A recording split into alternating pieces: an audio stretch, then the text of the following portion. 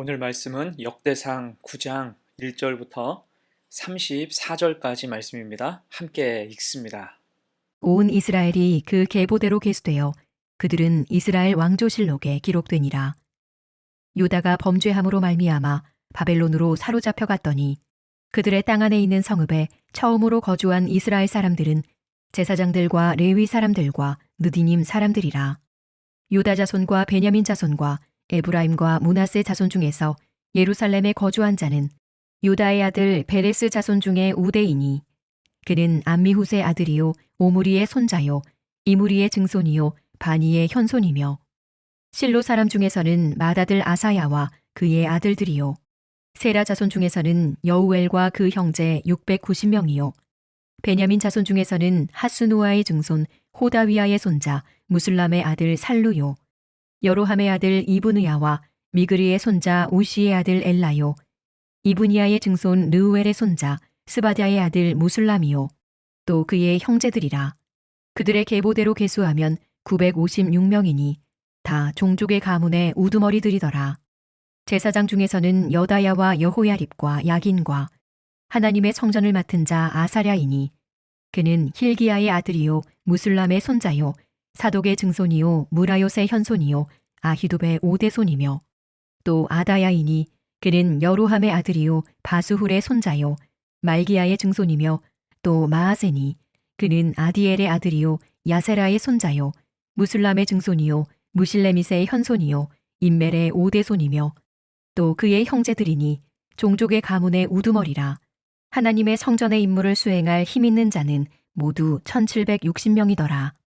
레위 사람 중에서는 무라리 자손 스마야이니 그는 하숲의 아들이요 아스리감의 손자요 하사랴의 증손이며 또 박박갈과 헤레스와 갈랄과 마따냐이니 그는 미가의 아들이요 시그리의 손자요 아삽의 증손이며 또 오바댜이니 그는 스마야의 아들이요 갈랄의 손자요 여두둔의 증손이며 또 베레갸이니 그는 아사의 아들이요 엘가나의 손자라. 노도바 사람의 마을에 거주하였더라. 문지기는 살룸과 아굽과 달몬과 아히만과 그의 형제들이니 살룸은 그 우두머리라. 이 사람들은 전에 왕의 문 동쪽 곧 레위 자손의 진영의 문지기이며 고라의 증손 에비아삽의 손자 고레의 아들 살룸과 그의 종족 형제 곧 고라의 자손이 수종드는 일을 맡아 성막 문들을 지켰으니 그들의 조상들도 여호와의 진영을 맡고 출입문을 지켰으며 여호와께서 함께하신 엘르아살의 아들 비느아스가 옛적에 그의 무리를 거느렸고 무셀레미아의 아들 스가랴는 회막 문지기가 되었더라. 택함을 입어 문지기 된 자가 모두 212명이니 이는 그들의 마을에서 그들의 계보대로 계수된 자요 다윗과 선견자 사무엘이 전에 세워서 이 직분을 맡긴 자라. 그들과 그들의 자손이 그 순찰을 좇아 여호와의 성전 곧 성막문을 지켰는데 이 문지기가 동서남북 사방에 섰고 그들의 마을에 있는 형제들은 이레마다 와서 그들과 함께 있으니 이는 문지기의 우두머리 된 레위 사람 넷이 중요한 직분을 맡아 하나님의 성전 모든 방과 곳간을 지켰습니다. 그들은 하나님의 성전을 맡은 직분이 있으므로 성전 주위에서 밤을 지내며 아침마다 문을 여는 책임이 그들에게 있었더라. 그 중에 어떤 자는 섬기는 데 쓰는 기구를 맡아서 그 수효대로 들여가고 수효대로 내오며 또 어떤 자는 성소의 기구와 모든 그릇과 고운 가루와 포도주와 기름과 유향과 향품을 맡았으며 또 제사장의 아들 중에 어떤 자는 향품으로 향기름을 만들었으며 고라 자손 살룸의 맏아들 마띠디아라 하는 레위 사람은 전병을 굽는 일을 맡았으며 또 그의 형제 그핫 자손 중에 어떤 자는 진설하는 떡을 맡아 안식일마다 준비하였더라. 또 찬송하는 자가 있으니 곧 레위 우두머리라. 그들은 골방에 거주하면서 주야로 자기 직분에 전념하므로 다른 일은 하지 아니하였더라. 그들은 다 레위 가문의 우두머리이며 그들의 족보의 우두머리로서 예루살렘에 거주하였더라. 재건 공동체라는 제목으로 말씀 증거합니다. 오늘 말씀은 역대상에 기록된 긴 족보의 마지막 장이에요. 이스라엘 족보를 쭉 살펴보면서 하나님께서는 오랜 세월 동안 이스라엘과 동행하셨고 하나님께서 그들에게 베푸시는 은혜가 세대마다 끊이지 않았음을 확인할 수 있었습니다. 그리고 이 긴 족보의 마지막으로 예루살렘으로 돌아온 정착자들, 재건 공동체의 명단이 나오죠. 참 힘든 시절을 보냈지만 다시 하나님의 은혜로 새롭게 시작한 자랑스러운 사람들의 이름이라 할 수가 있습니다. 그럴 때 9장은 먼저 온 이스라엘, 그리고 제사장, 레위인, 성전 봉사자 순서로 거룩한 계보를 기록하고 있어요. 그 의미를 함께 살펴봅니다. 먼저 1절로 9절은 포로 생활에서 귀환한 지파에 소속된 이들을 언급하면서 공동체의 회복을 구체화합니다. 특히 여기서는 특징적으로 온 이스라엘이라고 칭하고 있어요.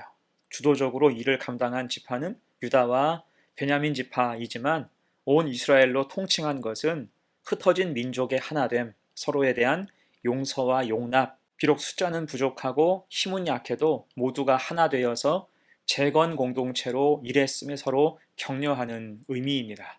더 나아가서 혈통을 강조하는 순수한 이스라엘만을 말한 것이 아니라 함께 일한 이방인들까지 관용적으로 포용하고 있는 모습도 보여줘요. 그것이 2절에 나와 있는 느다님 사람들이죠.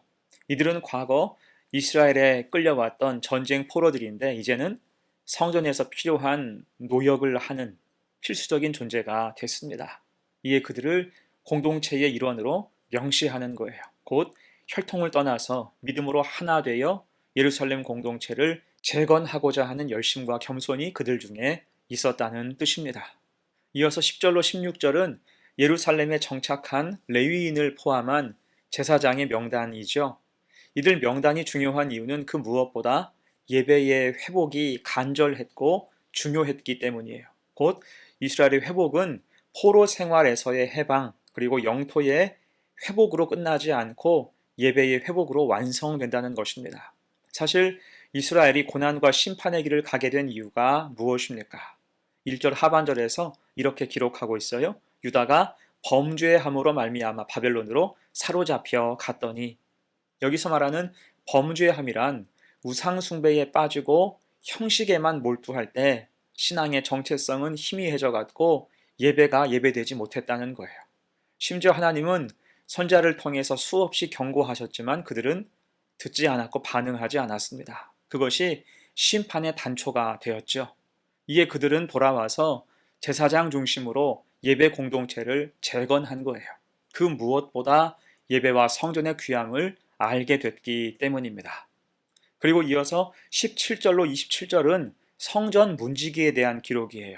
여기서 문지기를 소개하면서 오늘 말씀은 그들 조상들의 과거 이야기를 말하고 있어요. 이렇게 하는 이유는 문지기가 그냥 문지기가 아니었기 때문입니다. 특징적으로 20절에서는 바알부올 사건과 아론의 손자인 비느하스에 대한 이야기예요. 바알부올 사건은 가나안 진입 직전에 일어난 사건으로 이스라엘 민족이 모압 땅 시딤에 진쳤을 때 모압 여인들의 유혹에 빠져서 하나님의 규례와 법도를 떠나서 그 땅의 우상을 숭배하고 음행한 사건입니다. 이에 하나님의 진노를 받아서 많은 사람이 연병으로 죽었고 여전히 음행을 일삼던 사람을 비느하스가 처단하죠. 곧 대제사장이었던 비느하스가 문지기를 거느렸다는 것은 과거의 문지기의 직무가 대제사장과 관련되어 있고 성막에 대한 막중한 경비의 책임, 신성함을 지키는 역할을 했다라는 것입니다. 그 마음으로 재건 공동체 안에서도 제 역할을 해야 한다는 거예요. 그럴 때 이들은 모두 212명으로 조직됐고 성전의 동서남북을 모두 지켰으며 할당된 임무를 충성으로 수행했습니다. 자, 그리고 28절로 34절은 그 외의 일들을 감당하는 자들의 명단이죠. 성전 기구를 관리하는 자, 성전에서 필요한 물품을 맡은 자, 또한 고라 자손 마띠디아는 전병을 굽는 일을 했고요. 또 어떤 자는 떡을 맡고 진설하는 일, 그리고 찬송하는 자, 성가대에 대해서도 언급하고 있습니다. 곧 이들을 통해서 성전은 성전다워지고 예배는 온전히 예배된다는 거예요. 특히 오늘 본문의 상황이 재건 공동체이기에 이들의 역할과 그 자리는 더없이 중요하다고 할 수가 있습니다. 자, 그래서 이제 말씀을 정리하자면 우리가 9장에서 살펴본 사람들은 모두 재건 공동체를 위해서 헌신하고 성전과 예배를 온전하게 회복하기 위해 하나 되어 일해야 하는 사람들의 모습이었습니다. 이들은 조상 때로부터 이어받았던 직분을 다시 성실히 감당하는 거예요. 하지만 이때 누군가는 자신이 하는 일을 작은 일이라 생각하며 실망했을지도 모릅니다. 그런데 적어도 오늘 9장에서는 그런 모습이 전혀 없지요. 또한 역대기서 기자는 오늘 9장에서 유다와 베냐민 지파의 명단, 그리고 제사장과 레위 지파의 명단, 성전 문지기의 명단, 그리고 기타 사명자들의 명단이 그 분량상 크게 차이가 나지 않게 기록하고 있음을 알 수 있어요. 곧 이것은 하나님 앞에서 그들이 하는 일이 직급은 비록 다를지라도 우열은 있을 수 없다는 뜻과 같습니다. 다들 사명 맡은 자, 성전 맡은 자로서 필수적으로 중요한 역할이었다는 거예요. 곧 내가 볼 때의 작은 일이 하나님 보시기에는 작지 않으며 오히려 하나님 보시기에 크고 중요한 일이 될 수 있으니 충성해야 마땅하다는 것입니다. 여러분, 그래서 하나님은 크든지 작든지 맡기신 일에 최선을 다하고 믿음으로 성실히 임하는 사람들을 기억하시고 칭찬하시는 거예요. 그들로 오늘 거룩한 계보에 속하여 기록되게 하신 것입니다. 하나님의 질서와 섭리 안에서 충성스럽게 그 일을 감당했기 때문이죠. 그런 의미에서 우리 교회에도 다양한 헌신과 봉사의 자리가 있습니다. 이때 그 자리는 모두 하나님이 세우시는 자리예요. 당연히 우리가 구할 것은 충성이죠.